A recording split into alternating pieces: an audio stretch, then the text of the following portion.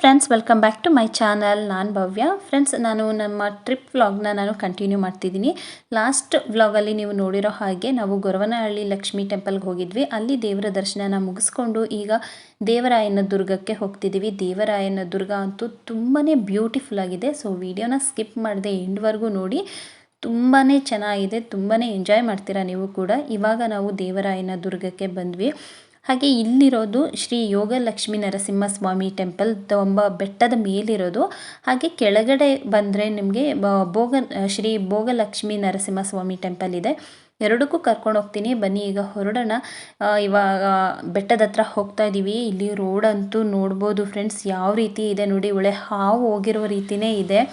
ಹೋಗೋಷ್ಟ್ರಲ್ಲಂತೂ ತಲೆ ಸುತ್ತು ಬಂದ್ಬಿಡುತ್ತೆ, ಆ ಥರ ಇದೆ ರೋಡು ನೋಡಿ. ಇವಾಗ ಅಲ್ಲಿ ಕಾಣಿಸ್ತಿದೆಯಲ್ಲ ಬೆಟ್ಟ, ಆ ಬೆಟ್ಟದ ಮೇಲೆ ಇರುವಂಥ ಶ್ರೀ ಯೋಗಲಕ್ಷ್ಮೀ ನರಸಿಂಹಸ್ವಾಮಿ ಬೆಟ್ಟಕ್ಕೆ ನಾವೀಗ ಹತ್ತಬೇಕು. ಬನ್ನಿ ಈಗ ಬೆಟ್ಟ ಹತ್ತೋಣ. ತುಂಬಾ ಬಿಸಿಲಿದೆ.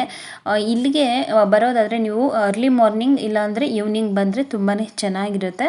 ನಾವು ಒನ್ ಡೇ ಟ್ರಿಪ್ ಮಾಡಿರೋದ್ರಿಂದ ಎಲ್ಲ ದೇವಸ್ಥಾನಗಳಿಗೆ ಹೋಗಬೇಕಿರೋದ್ರಿಂದ ಸೊ ಅಲ್ಲಿ ಗೊರವನಹಳ್ಳಿಯಲ್ಲಿ ಮುಗಿಸ್ಕೊಂಡು ಇಲ್ಲಿಗೆ ಬರೋಷ್ಟರಲ್ಲಿ ಇಷ್ಟೊತ್ತಾಯಿತು. ತುಂಬಾ ಬಿಸಿಲಿದೆ. ನನಗಂತೂ ಬಿಸಿಲಲ್ಲಿ ಸಿಕ್ಕಾಪಟ್ಟೆ ತಲೆನೋವು ಬಂದ್ಬಿಡುತ್ತೆ. ಅದಕ್ಕೆ ನಾನು ತಲೆಗೆ ಸೆರಗನ್ನ ಹಾಕ್ಕೊಂಡು ಹೋಗ್ತಿದ್ದೆ. ನಮ್ಮ ಚಿನ್ನು ನನ್ನನ್ನು ನೋಡಿಬಿಟ್ಟು ತುಂಬಾ ನಗ್ತಿದ್ದ, ನಾನು ಈ ರೀತಿ ಹಾಕ್ಕೊಂಡು ಬರ್ತಿರೋದಕ್ಕೆ. ಹಾಗೆ ನಾವು ಮೆಟ್ಲು ಹತ್ಕೊಂಡು ಹೋಗ್ಬೇಕಾದ್ರೇ ನಮಗೆ ವೀರಾಂಜನೇಯ ಸ್ವಾಮಿ ಇದು ಅಲ್ಲೇ ವಿಗ್ರಹ ಥರ ಬಂಡೆಲೆ ಕಿತ್ತಿರೋದು ಕಾಣಿಸುತ್ತೆ. ಅಲ್ಲಿ ನಾವು ನಮಸ್ಕಾರ ಮಾಡಿಕೊಂಡು ಮುಂದೆ ಹೋದ್ವಿ. ತುಂಬ ಅಂದರೆ ತುಂಬಾ ಚೆನ್ನಾಗಿದೆ. ಬೆಟ್ಟ ಹತ್ತೋದ್ರಲ್ಲಂತೂ ತುಂಬಾ ಸುಸ್ತಾಗ್ಬಿಡುತ್ತೆ. ನಿಮಗೆ ಸುಸ್ತೆಲ್ಲ ಆದರೆ ಅಲ್ಲಲ್ಲೇ ಜ್ಯೂಸು, ಎಳ್ನೀರು ಇರ್ಬೋದು, ಬಜ್ಜಿ, ಬೋಂಡ ಪ್ರತಿಯೊಂದು ಸಿಗುತ್ತೆ. ಹಾಗೆ ನಿಮ್ಮ ಮಕ್ಳಿಗೆ ಬೇಕಾಗಿರೋಂಥ ಆಟಿಕೆ ಇರ್ಬೋದು, ಪ್ರತಿಯೊಂದು ಸಿಗುತ್ತೆ. ನೀವು ಬೇಕಾದರೆ ಚಿಕ್ಕ ಪುಟ್ಟ ಶಾಪಿಂಗ್ ಕೂಡ ಮಾಡ್ಕೊಳ್ಬೋದು. ತುಂಬ ಅಂದರೆ ತುಂಬಾ ಚೆನ್ನಾಗಿದೆ. ಒನ್ ಡೇ ಟ್ರಿಪ್ ಮಾಡೋರಿಗೆ ಬೆಸ್ಟ್ ಪ್ಲೇಸ್ ಅಂತಲೇ ಹೇಳ್ಬೋದು.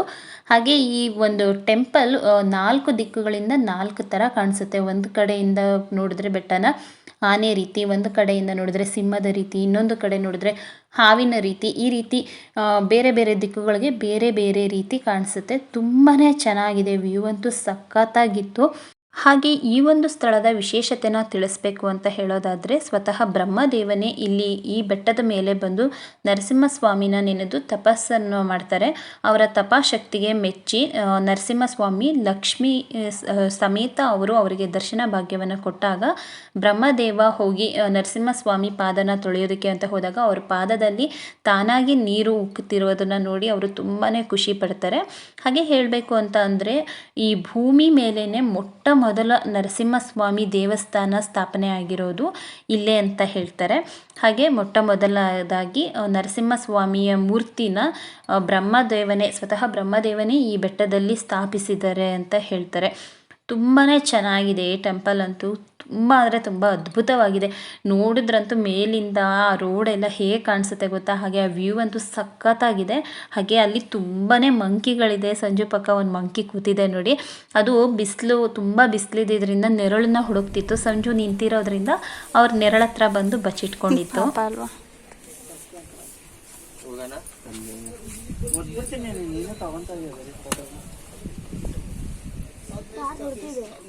ಈ ಒಂದು ಬೆಟ್ಟದಲ್ಲಿರುವಂಥ ದೇವಸ್ಥಾನಕ್ಕೆ ಸಾವಿರಾರು ವರ್ಷಗಳ ಇತಿಹಾಸ ಇದೆ ಅಂತಲೇ ಹೇಳ್ತಾರೆ.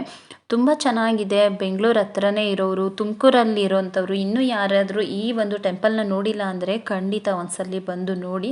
ತುಂಬಾ ಚೆನ್ನಾಗಿದೆ. ಒನ್ ಡೇ ಟ್ರಕ್ಕಿಂಗು ಹಾಗೆ ಒನ್ ಡೇ ಟ್ರಿಪ್ಪು ಮಾಡಬೇಕು ಅಂತ ಪ್ಲ್ಯಾನ್ ಇರೋರಿಗಂತೂ ಬೆಸ್ಟ್ ಪ್ಲೇಸ್ ಅಂತಲೇ ಹೇಳ್ಬೋದು. ತುಂಬ ಅಂದರೆ ತುಂಬಾ ಚೆನ್ನಾಗಿದೆ. ಆದರೆ ಅರ್ಲಿ ಮಾರ್ನಿಂಗ್ ಇಲ್ಲಾಂದರೆ ಈವ್ನಿಂಗ್ ಟೈಮ್ ಬನ್ನಿ. ಇಲ್ಲಿ ಸನ್ರೈಸ್ ಮತ್ತು ಸನ್ಸೆಟ್ ಎರಡೂ ಕೂಡ ತುಂಬಾ ಅದ್ಭುತವಾಗಿರುತ್ತಂತೆ. ಬಟ್ ನಮಗೆ ಆ ಚಾನ್ಸ್ ಸಿಗಲಿಲ್ಲ. ಹಾಗೆ ಎಲ್ಲರೂ ಕೂಡ ದೇವರ ಆಶೀರ್ವಾದನ ಪಡ್ಕೊಳ್ಳಿ. ನನಗೆ ಅಲ್ಲಿ ಕ್ಲಿಯರಾಗಿ ವಿಡಿಯೋ ಮಾಡ್ಕೊಳ್ಳೋದಕ್ಕೆ ಆಗಲಿಲ್ಲ. ಅಲ್ಲಿ ಫೋಟೋಗ್ರಫಿ ಎಂಟ್ರಿನೇ ಇರಲಿಲ್ಲ. ಆದರೂ ನಾನು ದೂರದಿಂದ ಒಂದು ಸ್ಮಾಲ್ ಕ್ಲಿಪ್ಪಿಂಗ್ನ ತಗೊಂಡೆ, ನಿಮಗೂ ಸಹ ದೇವ್ರ ದರ್ಶನ ಮಾಡಿಸ್ಬೇಕು ಅಂತ ಹೇಳಿ. ಹಾಗೆ ದೇವ್ರ ದರ್ಶನ ಎಲ್ಲ ಮುಗಿಸ್ಕೊಂಡು ಬಂದು ಆಚೆ ಕಡೆ ನಾನು ಚಿನ್ನು ಕೂತಿದ್ವಿ. ಸಂಜು ಹಾಗೆ ನಿಮಗೆಲ್ಲ ದೇವಸ್ಥಾನದ ಸುತ್ತಮುತ್ತ ತೋರಿಸ್ತಿದ್ದಾರೆ ನೋಡಿ. ಹಾಗೆ ದೇವಸ್ಥಾನದ ಮೇಲೆ ಕೂಡ ಒಂದು ಮಂಟಪ ಕಾಣಿಸ್ತಿದೆ. ಅಲ್ಲಿಗೂ ತುಂಬ ಜನ ಎಲ್ಲ ಹೋಗಿದ್ದರು. ಹಾಗೆ ನೋಡಿ, ದೇವಸ್ಥಾನದ ಬಂಡೆ ಮೇಲೆ ನಿಂತ್ಕೊಂಡು ನೋಡಿದ್ರೆ ದೇವಸ್ಥಾನ ಎಲ್ಲ ಹೀಗೆ ಕಾಣಿಸುತ್ತೆ. ತುಂಬ ಚೆನ್ನಾಗಿದೆ. ನನಗಂತೂ ತುಂಬಾ ಇಷ್ಟ ಆಯಿತು. ಹಾಗೆ ಮನಸ್ಸಿಗೆ ಏನೋ ಒಂಥರ ಶಾಂತಿ, ನೆಮ್ಮದಿ ಸಿಗುತ್ತೆ. ಆ ಒಂದು ವ್ಯೂ ನೋಡ್ತಿದ್ರೆ ಸಖತ್ತಾಗಿದೆ. ಅಷ್ಟು ಬಿಸಿಲಲ್ಲೂ ಕೂಡ ಫಾಗ್ ಎಲ್ಲ ನೋಡಿ ಹೇಗೆ ಕಾಣಿಸ್ತಿದೆ ಅಂತ. ನಾವಿಲ್ಲಿಗೆ ಹೋದಾಗ ಏನಿಲ್ಲ ಅಂದರೂ ಒಂದು 12 ಗಂಟೆ 12:30 ಆಗಿತ್ತು. ಆದರೆ ಬೆಳಗಿನ ಟೈಮಲ್ಲಂತೂ ತುಂಬಾ ಫಾಗ್ ಇರುತ್ತೆ ಅಂತ ಹೇಳ್ತಿದ್ರು. ಬಟ್ ನಮಗೆ ಬೆಳಿಗ್ಗೆ ಮತ್ತು ಸಂಜೆ ಬರೋದಕ್ಕಾಗಲಿಲ್ಲ. ತುಂಬ ಚೆನ್ನಾಗಿತ್ತು. ನಮಗಂತೂ ತುಂಬಾ ಇಷ್ಟ ಆಯಿತು. ತುಂಬಾ ಎಂಜಾಯ್ ಮಾಡಿದ್ವಿ. ಮನಸ್ಸಿಗಂತೂ ತುಂಬಾ ಶಾಂತಿ ನೆಮ್ಮದಿ ಸಿಕ್ತು ಅಂತಲೇ ಹೇಳ್ಬೋದು. ನನಗೆ ತುಂಬ ಇಷ್ಟ ಆಗುತ್ತೆ ಈ ಥರ ಟೆಂಪಲ್ಗೆಲ್ಲ ಹೋಗೋದಕ್ಕೆ. ಈ ಥರ ಸ್ಥಳಗಳಿಗೆ ಹೋಗೋದು ಅಂದರೆ ನಂಗೆ ತುಂಬಾ ಇಷ್ಟ ಆಗುತ್ತೆ. ಹಾಗೆ ಆ ಪಕ್ಕದಲ್ಲೇ ಇಲ್ಲಿ ಪುಷ್ಕರಣಿ ಇದೆ. ತುಂಬಾ ಚೆನ್ನಾಗಿದೆ ಕೂಡ. ಆ ಪುಷ್ಕರಣಿ ನೀರನ್ನ ಎಲ್ಲರೂ ತಲೆಗೆಲ್ಲ ಹಾಕ್ಕೊಳ್ತಿದ್ರು. ನಾವು ಕೂಡ ಹಾಕ್ಕೊಂಡ್ವಿ. ತುಂಬಾ ಚೆನ್ನಾಗಿತ್ತು. ಏನೋ ಒಂಥರ ಇವತ್ತಿನ ದಿನ ನಾವು ತುಂಬಾ ಎಂಜಾಯ್ ಮಾಡಿದ್ವಿ. ಆವಾಗವಾಗ ನಾವು ಈ ರೀತಿ ಎಲ್ಲ ಬೇರೆ ಬೇರೆ ಸ್ಥಳಗಳಿಗೆ ದೇವಸ್ಥಾನಗಳಿಗೆ ಹೋಗೋದ್ರಿಂದ ಮನಸ್ಸಿಗೆ ಏನೋ ಒಂಥರ ನೆಮ್ಮದಿ ಶಾಂತಿ ಸಿಗುತ್ತೆ. ದಿನನಿತ್ಯದ ಜಂಜಾಟಗಳಿಂದ ಸ್ವಲ್ಪ ಬಿಡುವು ಮಾಡಿಕೊಂಡು ಇಂಥ ಸ್ಥಳಗಳಿಗೆ ಹೋಗ್ಬಿಟ್ಟು ಬನ್ನಿ. ಖಂಡಿತ ಮನಸ್ಸಿಗೆ ಏನೋ ಒಂಥರ ಶಾಂತಿ ನೆಮ್ಮದಿ ಸಿಕ್ಕಿದಾಗುತ್ತೆ. ಆದಷ್ಟು ದೇವಸ್ಥಾನಗಳಿಗೆ ಹೋಗಿ ನಿಮ್ಗೆ ಏನೇ ಬೇಜಾರಿದ್ರು ಒಂದು ಸ್ವಲ್ಪ ದೇವರ ದರ್ಶನ ಮಾಡಿಕೊಂಡು ಅಲ್ಲಿ ಸ್ವಲ್ಪ ಟೈಮ್ ಸ್ಪೆಂಡ್ ಮಾಡಿಬಿಟ್ಟು ಬನ್ನಿ.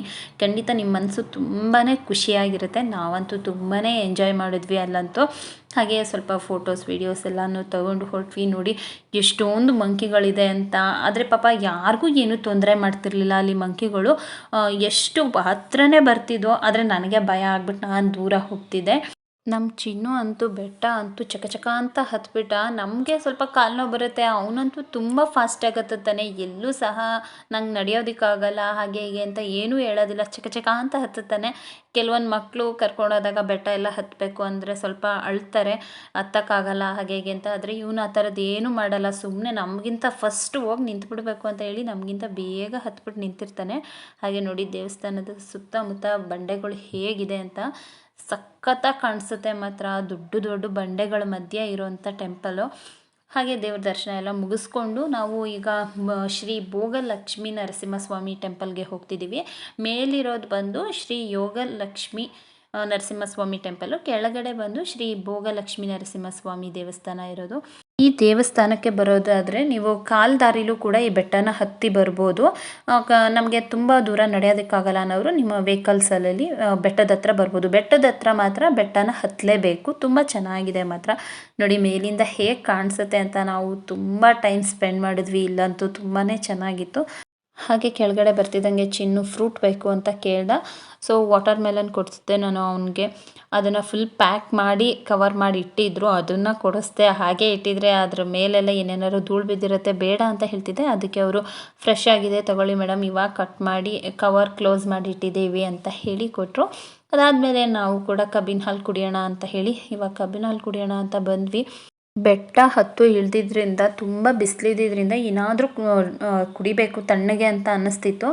ಎಳ್ನೀರನ್ನ ನೋಡಿದ್ವಿ, ಬಟ್ ಎಳ್ನೀರು ಎಲ್ಲೂ ಇರಲಿಲ್ಲ ಅಲ್ಲಿ. ಇದೊಂದೇ ನನಗೆ ಫ್ರೆಶ್ಶಾಗಿ ಸಿಕ್ಕಿದ್ದಂಥ ಜ್ಯೂಸು. ಸೊ ಅದರಿಂದಾಗಿ ಕಬ್ಬಿನ ಹಾಲನ್ನೇ ತಗೊಳ್ಳೋಣ ಅಂತ ಅಂದ್ಬಿಟ್ಟು. ಇನ್ನು ಬೇರೆ ಕೂಲ್ ಡ್ರಿಂಕ್ಸ್ ಎಲ್ಲ ನಂಗೆ ಅಷ್ಟಿಷ್ಟ ಆಗಲ್ಲ. ಕಬ್ಬಿನ ಹಾಲು ಇಲ್ಲಾಂದರೆ ಎಳ್ನೀರು ಇದನ್ನೇ ನಾನು ಹೊರಗಡೆ ಹೋದಾಗ ತಗೊಳ್ಳೋದು. ಸೊ ಅದರಿಂದಾಗಿ ನಾನು ಕೂಲ್ ಡ್ರಿಂಕ್ಸ್ ಎಲ್ಲ ಏನು ಬೇಡ ಅಂತ ಹೇಳಿ ಕಬ್ಬಿನ ಹಾಲನ್ನೇ ತೊಗೊಂಡ್ವಿ. ಕಬ್ಬಿನ ಹಾಲು ತುಂಬಾ ಚೆನ್ನಾಗಿತ್ತು.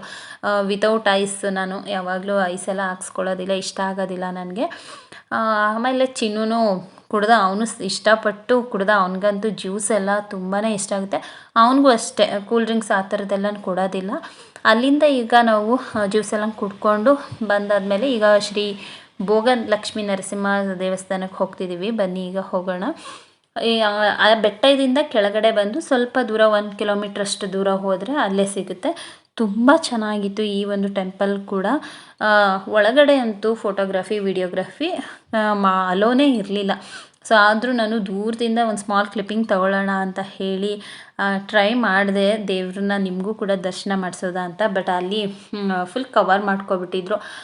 ಹಾಗೆ ಹತ್ರದಲ್ಲಿ ಹೋಗಿ ನಾನು ಯಾವುದೇ ರೀತಿ ಫೋಟೋಗ್ರಫಿ ವಿಡಿಯೋಗ್ರಫಿ ಮಾಡೋದಕ್ಕೆ ಹೋಗಲ್ಲ. ನಾವು ದೇವ್ರ ದರ್ಶನ ಎಲ್ಲ ಚೆನ್ನಾಗಿ ಮಾಡಬೇಕು ಅಂತ ಹೇಳಿ ನೋಡಿ ನಿಮ್ಗೆ ತೋರಿಸೋಣ ಅಂತ ಹೋದೆ. ಅಲ್ಲಿ ಬೇರೆಯವರೆಲ್ಲ ನಿಂತಿದ್ದರಿಂದ ದೇವ್ರು ಕಾಣಿಸ್ಲೇ ಇಲ್ಲ. ಸೊ ನಾವು ದೇವ್ರ ದರ್ಶನ ಎಲ್ಲ ಮುಗಿಸ್ಕೊಂಡು ಇವಾಗ ಇಲ್ಲಿಂದ ನಾಮದ ಚಿಲುಮೆಗೆ ಹೊರಟ್ವಿ.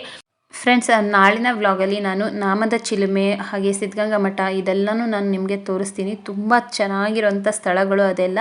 ನಾಮದ ಚಿಲುಮೆಯಲ್ಲಿ ನೀವು ಜಿಂಕೆಗಳನ್ನ ನೋಡ್ಬೋದು. ಜಿಂಕೆ ವನ ಅಂತಲೂ ಕರೀತಾರೆ. ತುಂಬ ಬ್ಯೂಟಿಫುಲ್ ಆದಂಥ ಪ್ಲೇಸು. ಹಾಗೆ ಬಂಡೆ ಒಳಗಡೆಯಿಂದನೇ ನೀರು ಚಿಮ್ಮುತ್ತೆ. ಅದಂತೂ ತುಂಬಾ ಚೆನ್ನಾಗಿದೆ. ಅದನ್ನು ನಾಮದ ಚಿಲುಮೆ ಅಂತ ಅದಕ್ಕಾಗಿ ಕರೀತಾರೆ.